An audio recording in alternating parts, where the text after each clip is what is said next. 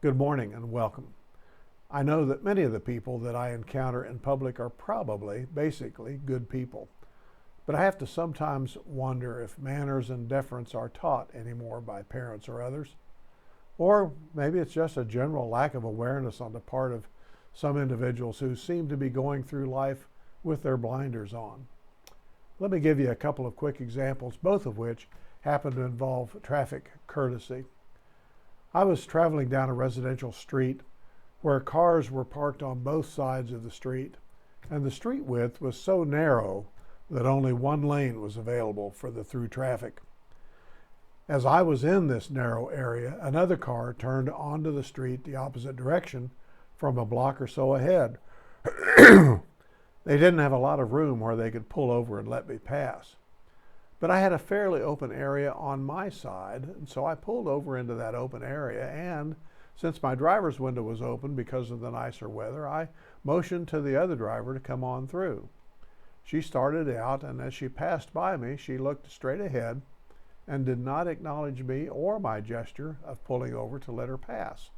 It was as if I wasn't there. A little later, I needed to make a left turn into the church parking lot off of Waco. I was traveling northbound on Waco, and the traffic on the other side of the street was fairly heavy. So I pulled into the turn lane, which at that point had just become a left turn lane for the southbound traffic, and I turned on my left turn signal. Because of the heavier traffic, I had to stop and wait for it to pass. Well, it happened that the traffic light at the intersection turned red, and the southbound traffic began to back up. One, then two, then three. It wasn't long before a woman stopped in the southbound lane right in front of me, blocking my path to turn into the parking lot.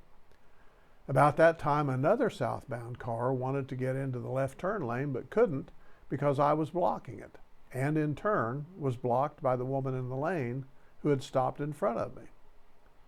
Well, when traffic finally started to move, she gave no sign that she even noticed that I was there. She could easily have stopped 10 or 12 feet further back and allowed me the space to pull into the lot, but that didn't happen. Now, I don't tell you these things for you to think that I'm such a wonderful and respectful driver. I have my moments just like everyone else, nor was I expecting great kudos from the woman I allowed down the single lane. Nor do I expect great apologies from the woman blocking the lane so that I couldn't turn. But it's always a courtesy to acknowledge the good deed of another driver by a short wave or maybe at least a smile and a nod. However, that did not happen with either of these two drivers. I suppose it could have been that the two drivers were otherwise occupied with some major thing in their life, or perhaps were somewhat frightened to make eye contact with a strange man in another vehicle on the streets of Wichita. I get it, I think.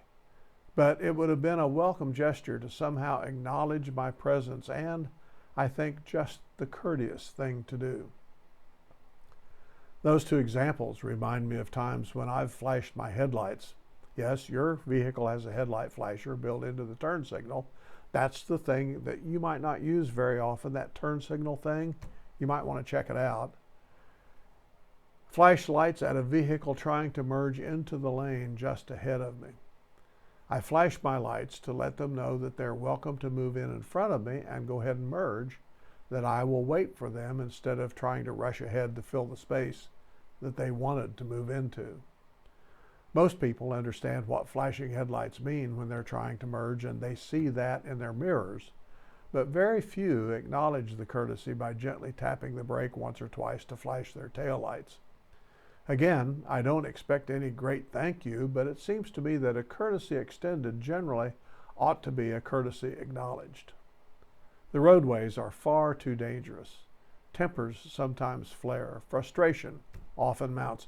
Sometimes I think the demonstration of courtesy and the accompanying acknowledgement of that courtesy could go far in tamping down those frustrations and that anger on the roads. Think about it. Find ways to acknowledge courtesies, whether on the road, in a work setting, at a retail store, or even at home. You might be surprised at the good that will come of it. Blessings.